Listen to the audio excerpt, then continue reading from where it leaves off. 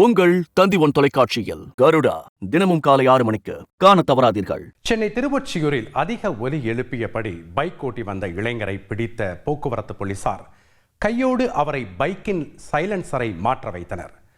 கொருக்குப்பேட்டை பகுதியைச் சேர்ந்த ஆனந்த் என்பவர் தனது தாயோடு திருவொற்றியூரில் உள்ள ஒரு வங்கியிலிருந்து அதிக ஒலி எழுப்பியபடி பைக்கில் வந்தார். இதைத் தொடர்ந்து அவருக்கு அறிவுரை கூறிய போலீசார் அபராதம் ஏதும் விதிக்க மாட்டோம் என்றும், ஆனால் வண்டிக்கான சைலன்சரை வண்டியில் பொருத்த வேண்டும் என போலீசார் கிடுக்கிப்பிடியாக பிடித்துக் கொண்டனர். இதைத் தொடர்ந்து இளைஞர் பைக்கின் சைலன்சரை ஒர்க் ஷாப்பில் மாட்டியது குறிப்பிடத்தக்கது.